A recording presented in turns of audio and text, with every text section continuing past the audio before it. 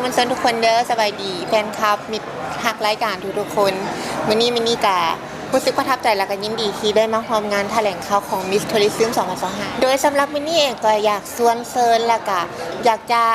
แนะนำสาวๆลองมาเปิดประสบการณ์ใหม่ในการประกวดนางสาวท่องเที่ยวลาวเนาะเพราะว่านี่บ่ได้หมายถึงว่าจะมาประกวดโฆษณาใจตัวเองเท่านั้นนั่นหมายถึงว่าเจ้าเองก็สามารถที่จะเป็น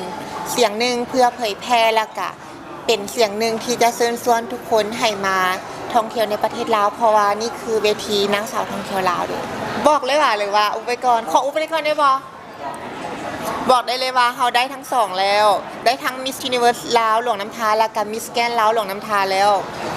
กามีทั้งหน้าเก่าและก็หน้าใหม่แต่หาพ้องว่าถ้าเป็นลูกสาวมินนี่แล้วบ่ให้ไทยผิดหวังแน่นอนแม่ซ้ำนี่แล้วลูกสิซ้ำใดแม่นบ่ สำหรับหัวใจรักสำคัญเนาะกับโบเมนเคล็ดลับหรือว่าโบเมนความลับในอย่างดอกเนาะสำหรับมินี่เองการที่เขาจะเป็นนางงามอันดับแรกเขาต้องเป็นนางงามมาจากใจทุกอย่างมันก็สิดีออกมาแน่นอนหลักที่สองก็คือ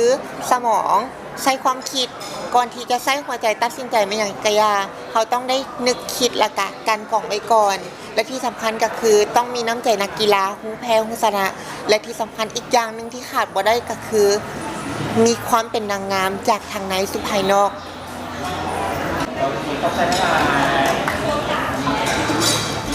ลาวโฮมอสังหาริมทรัพย์ห้องเสื้อไมสไตล์เมนโฟลเดอร์คำเผาสังใดเดอะบาร์เบอร์ลาวมิสเตอร์ลาววีแค่สมสกัดเพื่อสุขภาพ